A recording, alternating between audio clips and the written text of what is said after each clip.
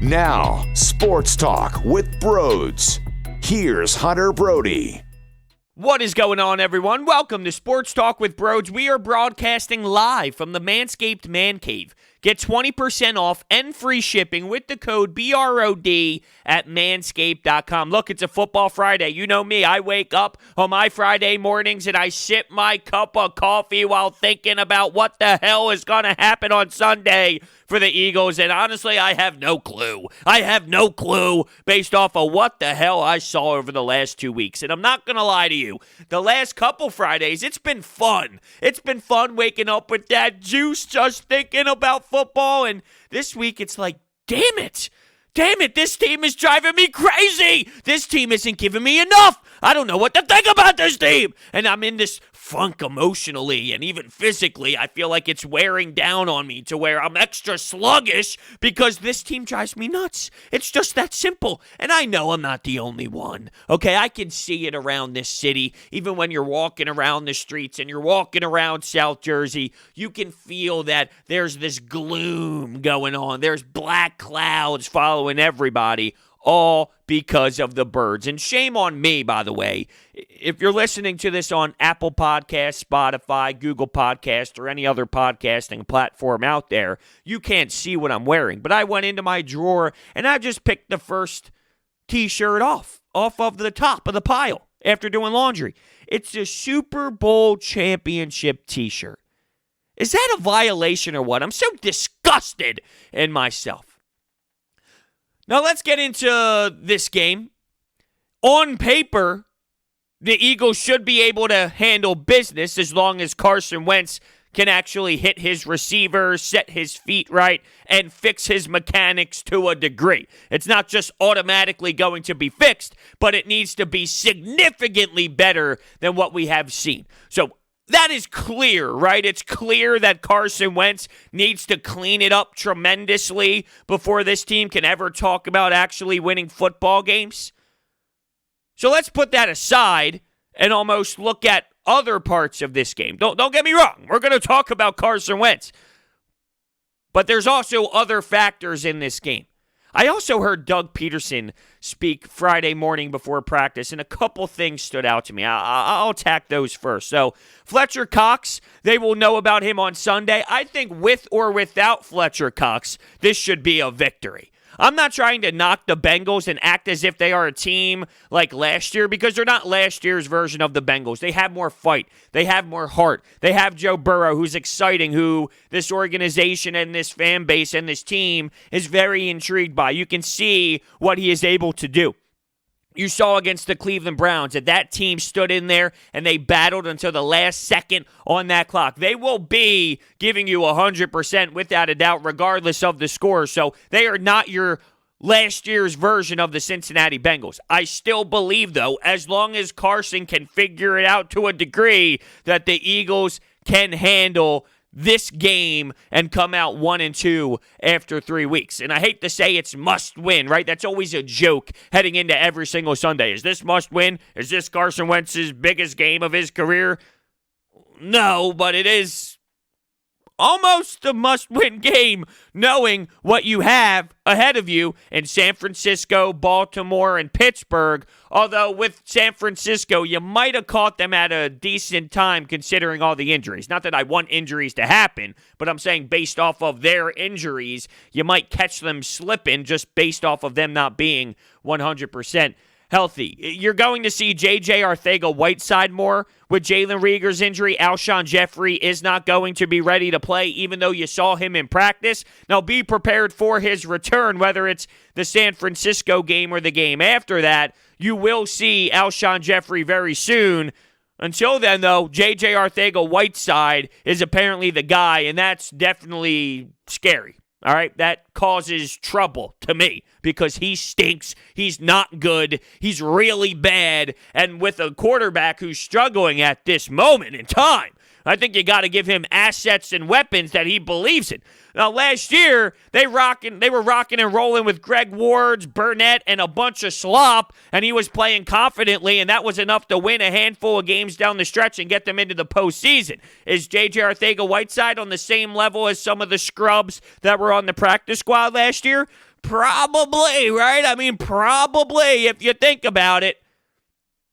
So we'll see. I mean, I'd rather see more Greg Ward and go down that road, or even another guy like Burnett. No doubt about it.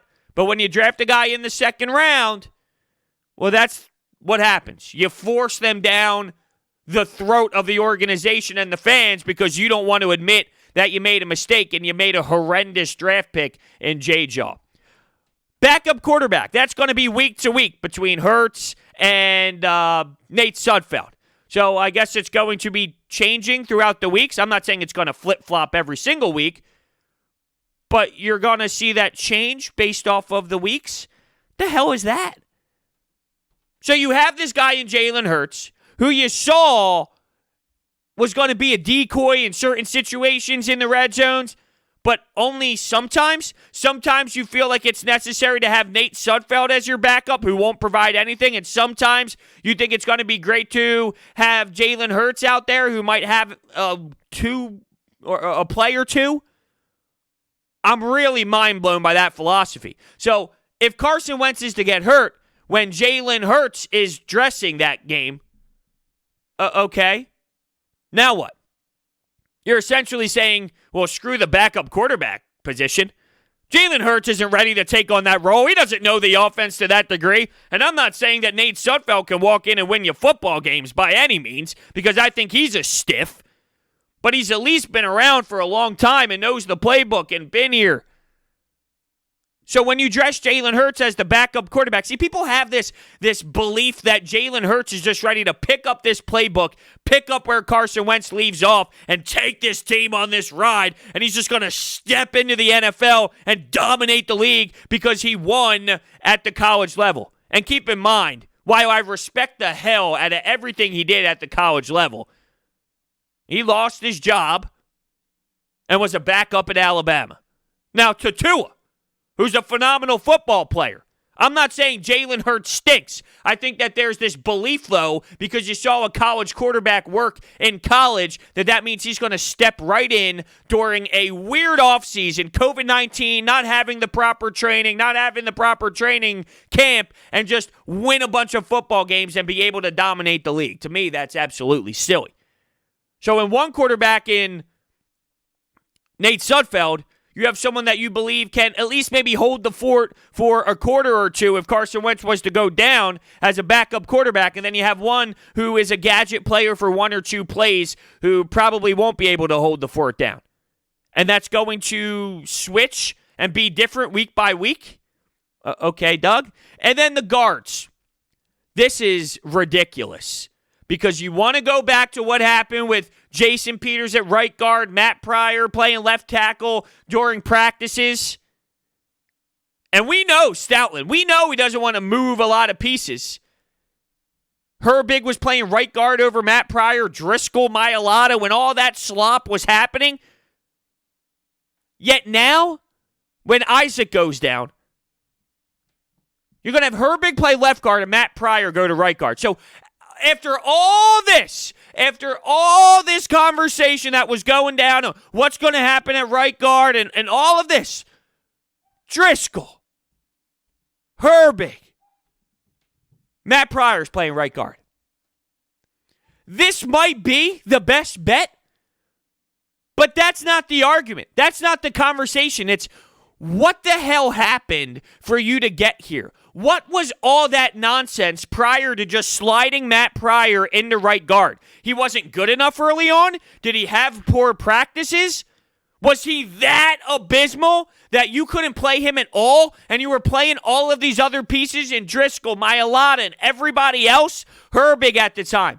And now he's good to go at right guard. Now he's your starting right guard out of the blue. After this guy played a right guard position in the playoffs last year. He was playing right guard last year and he played well.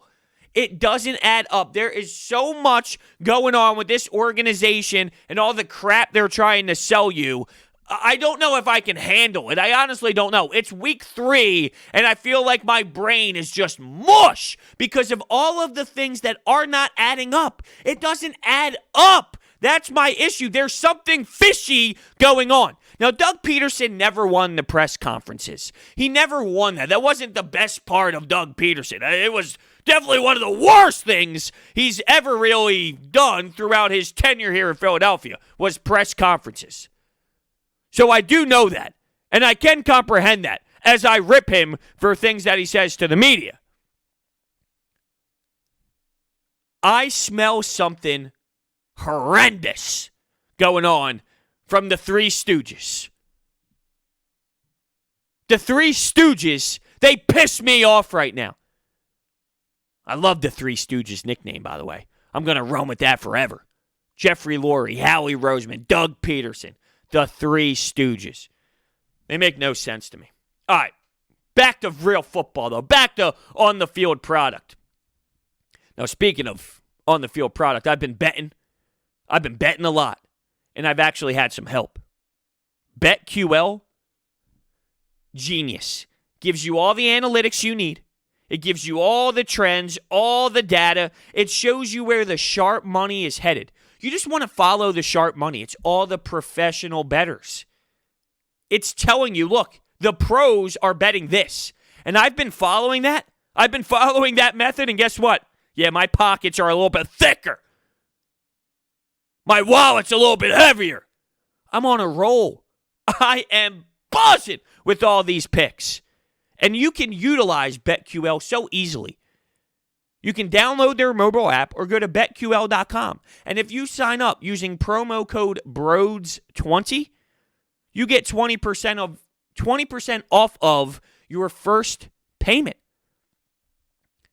I was on a cold streak early, and I was like, you know what? I'm going to dive deep into this. I'm going to do exactly what they tell me to do, and let's see how it works. And I haven't stopped since. And it's not just football, by the way. It's every sport out there, NBA playoffs. I'm cruising. I got my feet up. I'm not worried that the Bills are coming in. So make sure you check out their information. It's all down below in the description. So let's get to the trenches. The trenches are a big part of football, and I think on both sides, the Eagles should be able to win. They don't have some lethal pass rush. They did a good job against Aaron Donald. They didn't do a good job against Washington football team and Chase Young, Sweat, and that crew. Kerrigan, Initis. They were rolling through. Week 1, though, and I think you saw the lack of preparation and the lack of training camp and the lack of reps throughout the offensive line that game. My point is, though, you're not going to see anything like what you saw over the last couple of weeks. That's a positive. The negative spin on it, though, is I hope they don't overlook that. Like, hey, look, dude, there's no one on that side of the line. So just go out there and, do what you need to do. And if they go with that philosophy, it's possible that maybe they don't prepare mentally enough and they think they're just going to easily wax their opponent in the trenches and they get worked. Now, I don't expect that out of a Hall of Famer and Jason Peters and Lane Johnson and Jason Kelsey. I don't expect that out of those players. And I expect Herbig and Pryor to be able to, do what they need to do. So I don't expect that. I'm just looking at both angles here. Because it's easy to say there's no one on the other side. And it's harder to know that and then put your hand in the dirt and execute and dominate. That should give Carson Wentz more time in the pocket to operate, and maybe you take more shots downfield. Their defense, they're not filled with studs. The problem is the wide receiving core not filled with studs. Deshaun Jackson, huge. He's a weapon. Get him the football. And I wonder if maybe instead of just a million deep shots, I want them to take shots because, like I said, if there's time in the pocket for Carson Wentz to be able to allow that to develop, go ahead, Deshaun. You should be able to whack some opponents. But why not maybe get him the ball out, get Carson to get the ball out early to Deshaun? Let him work in space. Get the ball out quick. Let Deshaun use his speed. Bang, go out there. Bang, go out there. Bang, go out there. And attack, shimmy, get some yardage. 10, 15-yard pickup. All right, let's roll. And I expect the run game, by the way, to operate very smoothly. I was hard on Doug Peterson last week because I'm not a big fan of his play design. But I did love the fact that he ran the ball with Miles Sanders. And I don't expect that to go anywhere, especially with Carson Wentz struggling the way that he's struggling. Get the run game established. Get the run game going, and then throw a little play action in there. Give Carson Wentz some confidence. Make it a little dump. Make it a little quick guy, maybe a little screen. Get the ball out quick. Now, last week I crushed Doug Peterson for going underneath too much. Me saying that doesn't mean you'd go there all the time. But I'm saying if you work the run game, I can live with, hey, let's use some play action, get Carson Wentz out of the pocket, go underneath a bit, let whoever that receiver is work with space. If I'm Doug, I'm looking at last week's tape with Sean McVay and Jared Goff, and I try and implement something of that nature. Because you know Miles Sanders is a stud. And you know with the offensive line being able to abuse their opponent in the trenches, that can work a lot of the run game for you. And then, boom, that play action should be available without a doubt. You can do some bootlegs, get Carson out of the pocket, get him some confidence with some throws. You just need to rely on Deshaun, Greg Ward to be those guys, as well as the tight ends. And keep in mind, I didn't mention J.J. Arcega-Whiteside for a reason. I expect heavy 12 personnel sets. They've won with it before. Last year, down the stretch, they were winning with this type of formation before without Deshaun Jackson. So you would think in this scenario, in this game, I don't think long-term this is a recipe for success, but in this matchup, I think they should be fine. Now flipping to the defensive line. Derek Barnett, Brandon Graham, Josh Sweat, with or without Fletcher Cox. So Hargrave, Malik Jackson. Come on. Get to Joe Burrow. Make him uncomfortable. Swallow him up. The Bengals offensive line, that thing should be abused. You should be hitting the quarterback or at least getting a ton of quarterback pressure. There's no way they should be able to establish any sort of run. Joe Mixon, nothing at all. Swallow that up right from the jump and then force them to have to throw the football.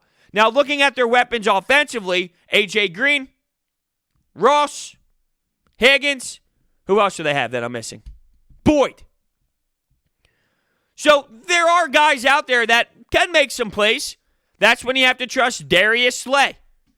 When you're going to have to see Avonte Maddox step up on the other side. But there's one man that I really want to look at. Well, I want to look at them all, but there's one man that really sticks out to me, and then there's another that I'm going to look super closely at.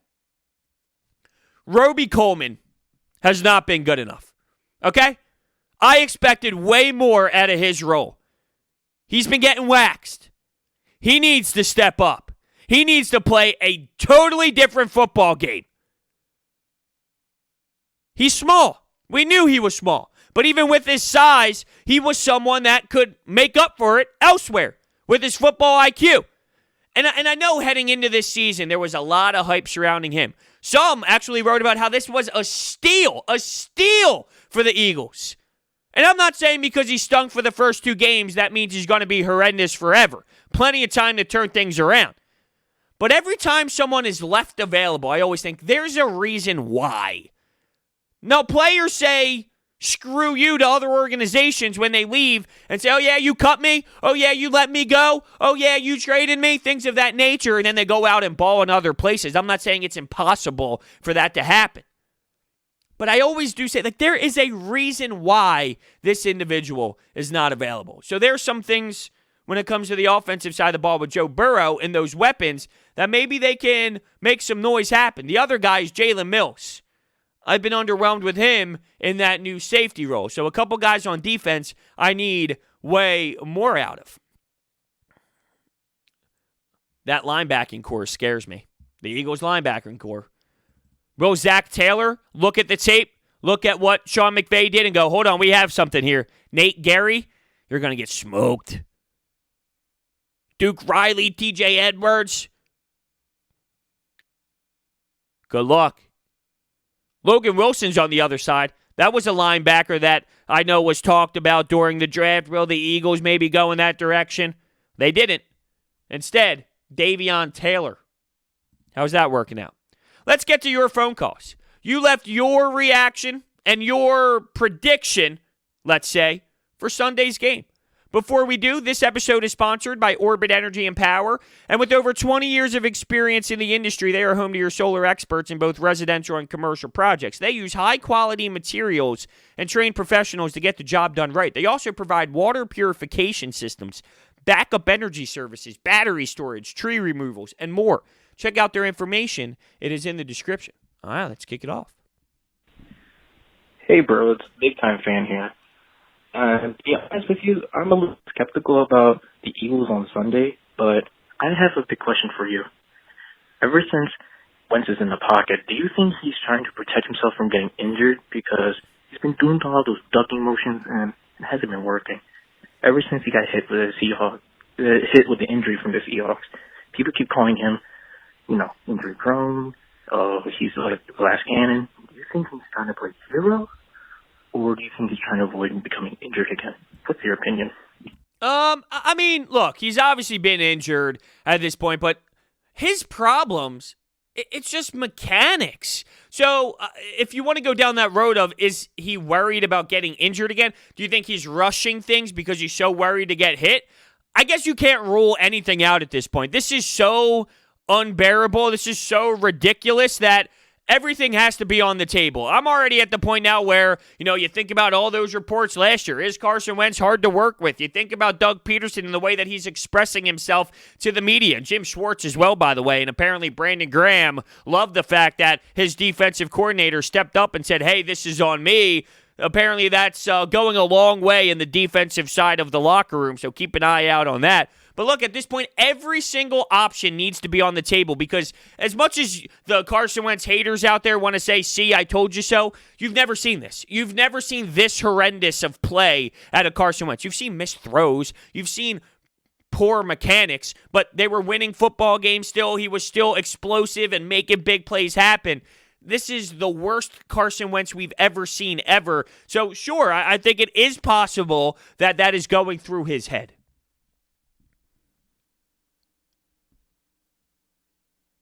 No? You don't feel like playing my audio?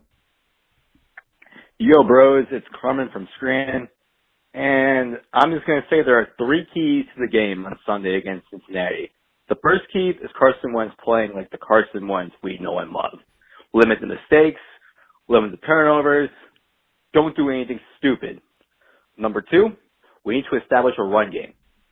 Nick Chubb and Kareem Hunt ran all over the Bengals last week.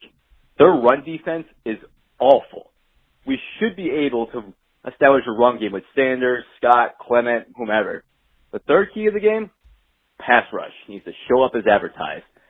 Cincinnati could not protect Burrow at all last week against the Browns.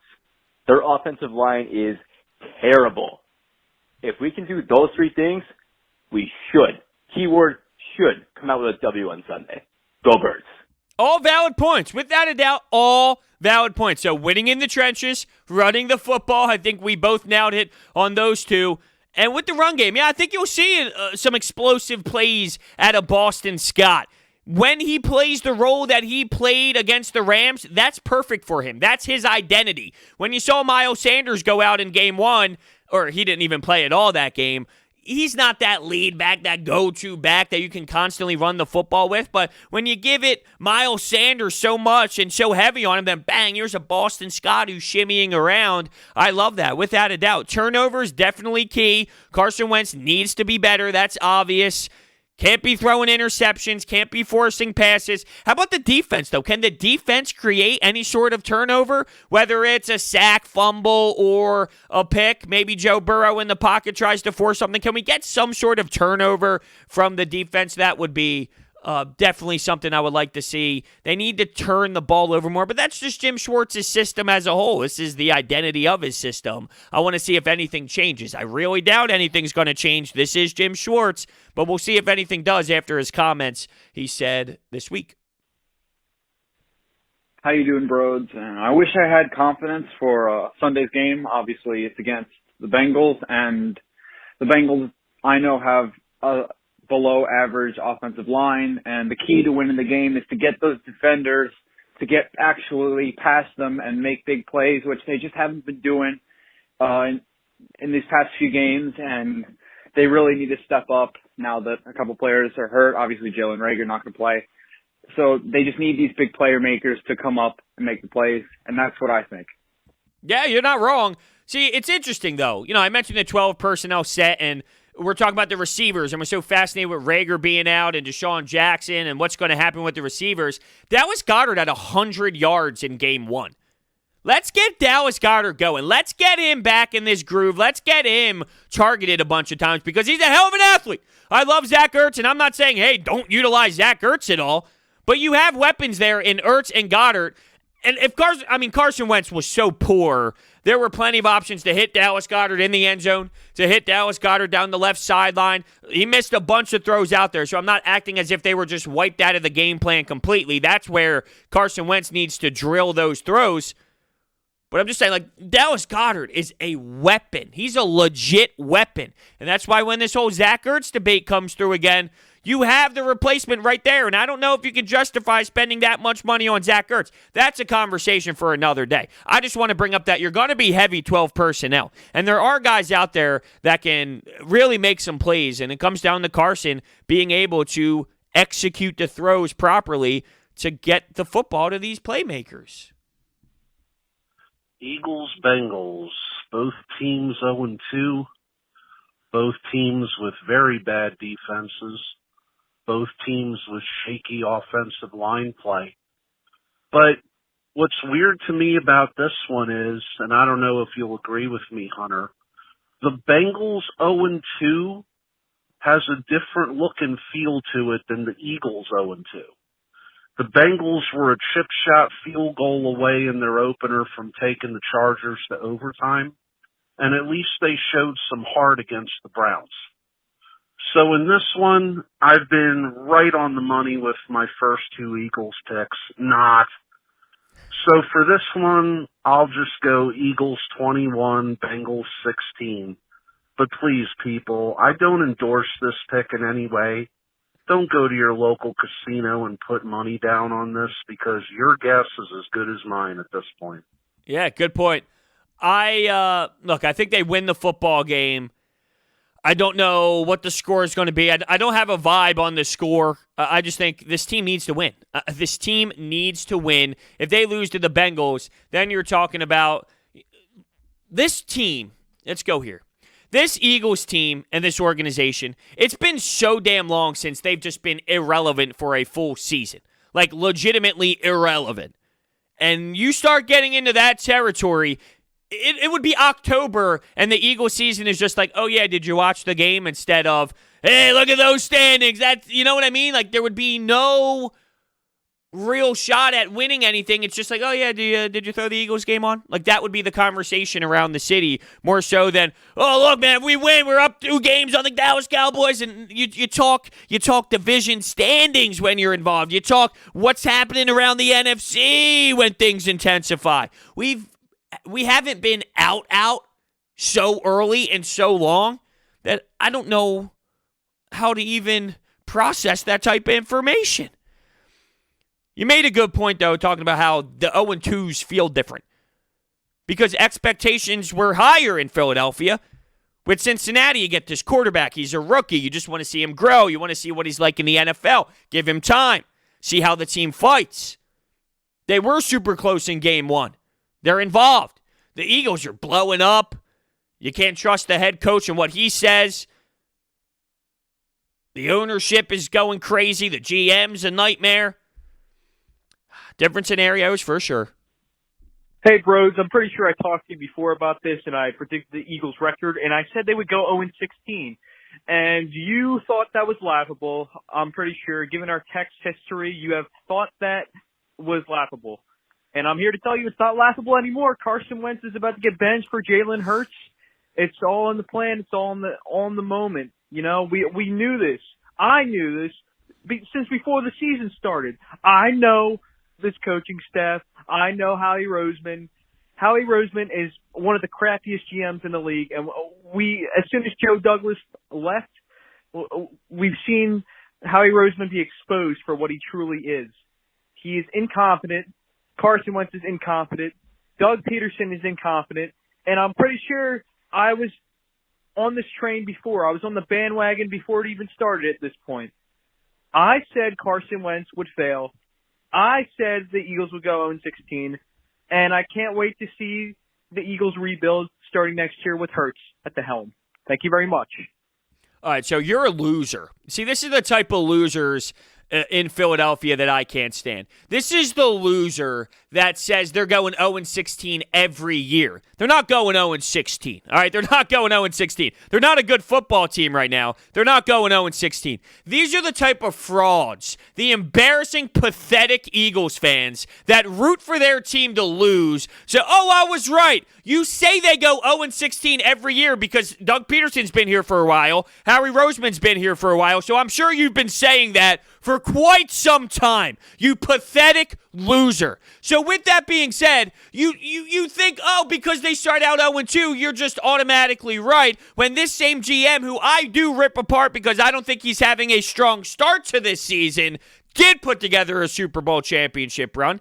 This quarterback, you wouldn't have had the Super Bowl run without this quarterback. Doug Peterson, same thing. While I rip them now and I question them for this specific season, to act like they haven't had any success in this league is pathetic and irrational. So I look at you and I go, you are an absolute loser. You don't deserve to watch any sort of football ever. You don't deserve to appreciate the Eagles. You don't appreciate the Eagles, but when they do have success, you don't deserve it at all to go to the parade, to do anything when the city has a positive vibe going with the Eagles. You don't get to experience that. I'm taking that away from you. What a jerk-off. It's that simple. Absolute jerk-off. Thank you all so much for listening. I can't believe we're ending on that type of note. What a jag-off.